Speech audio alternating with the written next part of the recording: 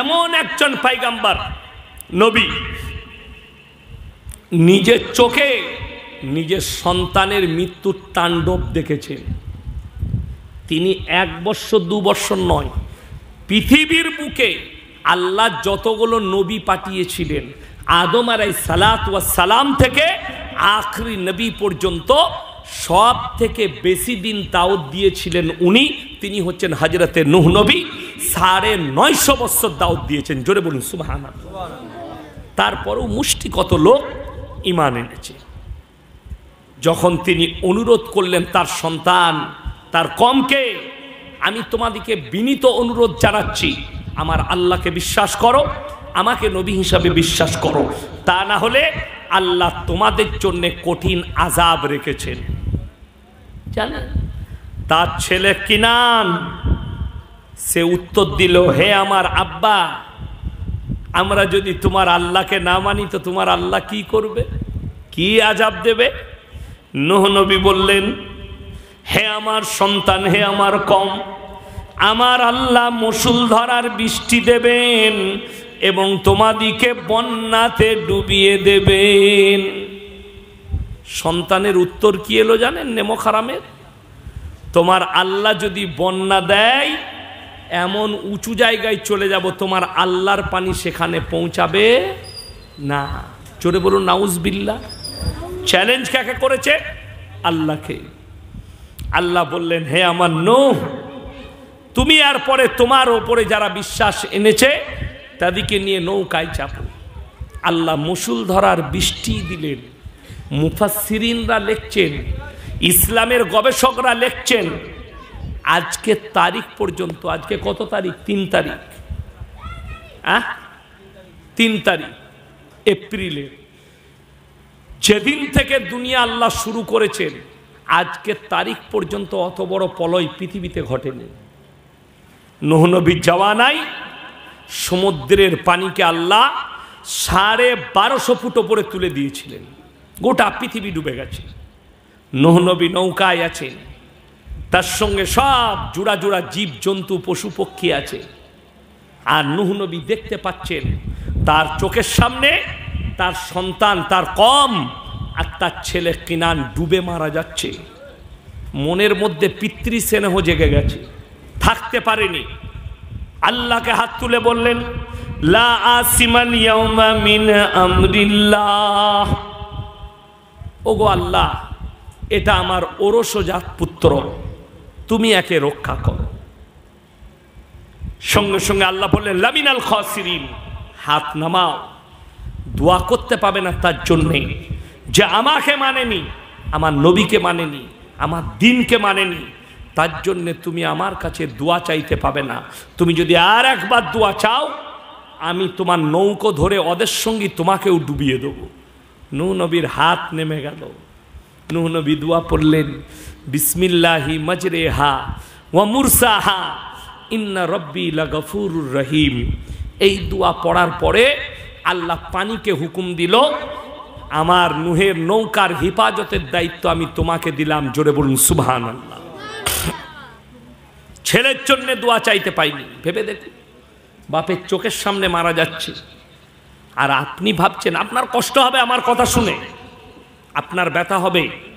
আমার ছেলে সারা জিন্দেগি মদের ভাঁটিতে জীবন কাটিয়ে মারা গেছে, হুজুর তো বলছে তার লেগে কি দোয়া চাইব, আপনার মনে কষ্ট হবে। আপনি ভেবে দেখুন, একজন নবী যদি নিজের চাচার জন্য দোয়া চাইতে না পায়, একজন বাপ পয়গম্বর সে যদি নিজের সন্তানের জন্য দোয়া চাইতে না পায়, আপনি কোন দৃষ্টতায়, আপনি কোন বিবেকে আপনার ওই পাপী সন্তানের জন্য আল্লাহর কাছে ক্ষমা চাইবেন, আল্লাহর কাছে দোয়া চাইবেন?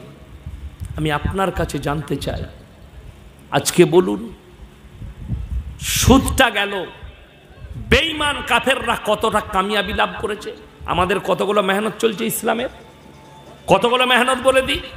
জলসা, মাদ্রাসা, দাওয়াত ও তাবলীগ, মক্তব চলছে না চলেনি? পাড়ায় পাড়ায় জলসা, পাড়ায় পাড়ায় একটা করে জলসা হচ্ছে, প্রতি পাড়ায় একটা করে জলসা।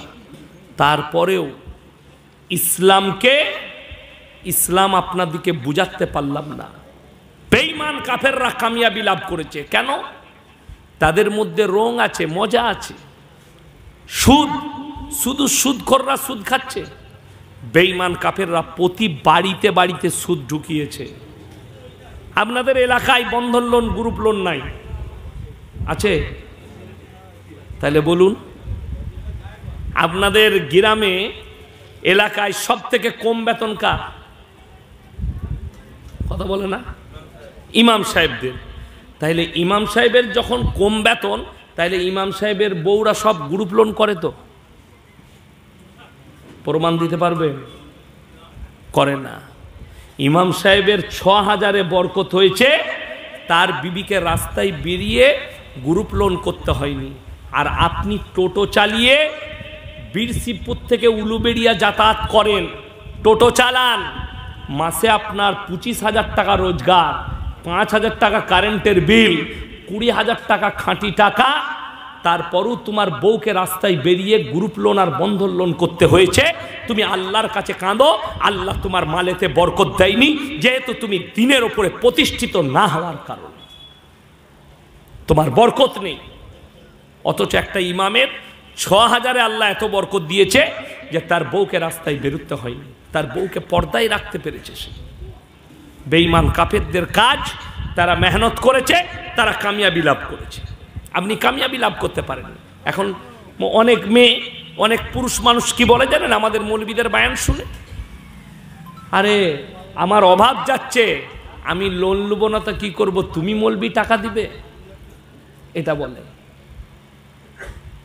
আল্লাহর কাছে পৃথিবীতে জীবনযাপনের জন্যে রুজিটা যে দায়িত্ব নিয়েছেন, রুজির মালিক সকলে বলুন কে? আল্লাহ। এটা যদি আপনার বিশ্বাস হয়, আপনি যে কোনো হালাল কাজ করুন, আল্লাহ আপনাকে রুজি দিবে। আপনি বীরশিবপুর বাজারে বসে উলুবেড়িয়ায় হাটে গিয়ে ৩ বস্তা আলু বিক্রি করুন, ৩ দুগুণে ৬০০ টাকা লাভ হবে। ৩ বস্তা আলু বেচেছেন, ৬০০ টাকা লাভ সারা দিনে, হালাল টাকা। সেই টাকায় সন্তানকে খাবার খাওয়াবেন, সন্তান নেক তৈরি হবে। আজকে মুসলমান হারাম হালাল বুঝেনি। আপনারা বলুন, মদ হারাম না হালাল? হারাম। আজকে মুসলিম হারাম হালাল বুঝেনি। এই উলুবেড়িয়া থানায় দেখিয়ে দেবো, মুসলমান মদ খাচ্ছে, মদ বিক্রিও করছে। ঠিক বললাম না ভুল বললাম? তাহলে তুমি, তোমার থেকে বড় আল্লাহর দুশ্মন কে হতে পারে? তোমার থেকে বড় আল্লাহর সঙ্গে দুশ্মনী আর কে করেছে? তুমি নিজেকে মুসলিম নাম দিয়েছ, মমিন বলেছ, অথচ তুমি হারাম কাজে লিপ্ত আছো।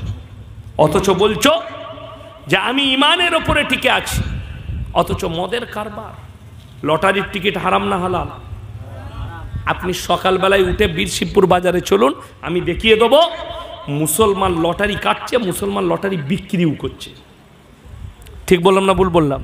চলুন উলুবেড়িয়া বাজারে, আমি খালি মুসলমানদের কটা কাউন্টার দেখিয়ে দেবো, লটারি কাউন্টার করে রেখে দিয়েছি। তাহলে যে লোক প্রকাশ্যে লটারি বিক্রি করছে, সেই লোক হারাম কাজ করছে না হালাল? হারাম। কোনো বাপের বেটা মসজিদের মতোয়াল্লি সেক্রেটারি আছে পশ্চিমবাংলায়, মসজিদের মেম্বারে দাঁড়িয়ে বলতে পারবে যারা গ্রামে সুদখোর আছো তারা ইমামকে ভাত দিবে না, যারা লটারি ব্যবসা করো তারা ইমামকে ভাত দিবে না, বলতে পারবে? অথচ ইমাম যদি বায়ান করে, ইমামের চাকরি চলে যায়। ইমাম সুদের বায়ান করলে সুদখোররা তাড়াবে, ইমাম সাহেব লটারির বায়ান করলে লটারিওয়ালারা তাড়াবে, ইমাম সাহেব হারাম হালালের বায়ান করলে এরা মসজিদ থেকে তাড়িয়ে দিবে। কিন্তু আমার চাকরি যাবার ভয় নাই। আমি আজকে কথা বলছি, এখনই যদি কমিটির ছেলে বলে হুজুর এত কড়া বক্তব্য দিবেন না, পয়সা ফেক, তামাশা দেখ, আমি পালাবো, গাড়ি রেডি আছে। আবার যারা দাওয়াত দিবে আমি এই কথাই বলবো, নিতে পারলে লিবি, না হলে লিবি না। আমি হক বলছি, না হক বলিনি। তা না হলে তোমার একটা জানা মৌলবি নিয়ে এসো যে সুদকে হালাল বলে দিবে, তোমার একটা জানা মৌলবি নিয়ে এসো যে লটারিকে হালাল বলে দিবে। আরে মুসলিম অবস্থা এত খারাপ যে লটারির টিকিট কেটেছে হারাম কাজ, হারামখোর মসজিদে গিয়ে জুম্মার দিনে দোয়া করছে আল্লাহ যেন 1 কোটি পড়ে যায়। হ্যাঁ, বাংলাদেশের একটা চাচা দোয়া করছে, আল্লাহ যদি 1 কোটি পড়ে যায় আর জীবনে তোমার ঘর থেকে বেরোবো না। এই দোয়াটা হারাম না হালাল দোয়া? হারাম দোয়া। তাহলে এ কিরকম মুসলিম হারাম কাজ করছে, অথচ আল্লাহকে বলছে আল্লাহ তুমি দোয়া কবুল করে 1 কোটি ফেলিয়ে দাও। লটারির টিকিট হারাম কেন? সকলে বলুন, তকদিরের মালিককে, ভাগ্যের মালিককে? যদি ভাগ্যের মালিক আল্লাহ হয়, তুমি একটা কাগজের ওপরে ভরসা করেছো, এই কাগজটা আমার ভাগ্য, একটা নম্বর সংখ্যা। অনেকজন দেখবেন যারা লটারি কাটে তারা গিয়ে কি বলে জানেন, 2-এর ঘরটা দে, ওটা আমার লাকি নম্বর, 2-এর ঘরটা আমার লাকি, ওটাতে আমার পড়ে যায়। 2-এর ঘর, কারো 4-এর ঘর, এই যে বললেন 2-এর ঘরটাই আমার পড়ে লাকি নম্বর, একবারই শিরকের গুনাহ হবে, ঈমান ধ্বংস হয়ে যাবে। জ্যোতিষীকে যদি কেউ হাত দেখায়, সঙ্গে সঙ্গে কাফের হয়ে যাবে, বেঈমান হয়ে যাবে, তাকে কালমা পড়ে মুসলমান হতে হবে। ভবিষ্যতের মালিক আল্লাহ। আজকে বহু মুসলমান ঈমান হারাচ্ছে, নিজের আকীদা হারাচ্ছে, কাদের দ্বারা? এই ভণ্ডদের দ্বারা, যারা হাত দেখে আপনার ভবিষ্যৎ বলছে, অথচ সে হারামখোর নিজে জানে না সে মরবে কবে। ঠিক বললাম না ভুল বললাম? আপনি চলুন তাকে জিজ্ঞেস করুন তুই কবে মরবি। আমি একটা মোবাইলে ক্লিপ দেখছিলাম, যে কোনো ফিল্মের হবে, তো একজনের বিয়ে হচ্ছে, তো মেয়েটা বিয়েতে রাজি নাই, অন্যজনকে প্রেম করে, তো ওই ছেলেটার বন্ধুগুলো চলে এসছে, ওই আর্টিস্টটা হচ্ছে ছেলেটার বন্ধু, তো সে দুজনকে নিয়ে চলে এসছে। তো সেইখানে যে পণ্ডিত আছে, গবেষক, সে মানার কি ভবিষ্যৎ বলে, তাকে বলছে, সে বলছে मैं भविष्यवाणी कर दिया, इस लड़की की निकाह इसी से होनी चाहिए। तो সেই आर्टिस्टটা তাকে বলছে तुम अपने भविष्य के बारे में कुछ जानते हो? बोला मैं जानता हूं। बोले अभी 2 मिनट में तुम्हारा साथ क्या होने वाला है? बोले क्या होने वाला भाई? कुछ नहीं होगा। तो वो তখন তার বন্ধুকে বলছে अबे बंदूकुआ निकाल तो, उसका पट्टी पे लगा। तो बंदूकটা বার করে যখন কানপাটিতে লাগাইছে বাবা, बोलचे बाबा को कुछ नहीं होगा, क्योंकि बाबा को कॉन्फिडेंस है कि कुछ नहीं होगा, उसका मौत नहीं होगी, इसीलिए घोड़ा दबा दे। लगा बंदूक, गोली चला, 10 गिनूंगा, दबा देना, 1 2। যখনই 8 বলেছে, 9-এ যেতে হয় নাই, বাবা বেহুশ হয়ে পড়ে গেছে। যে লোক নিজের ভবিষ্যৎ জানে না, সে আপনার ভবিষ্যৎ কি করে বলবে? আঙ্গুলের লাকির দেখে ঈমান ধ্বংস হয়ে যাবে। ওই জন্য তো আমাদের যুবকরা কোথায় ফেরে পড়ে আছে জানেন, আর আমাদের মৌলবীদের লাভ।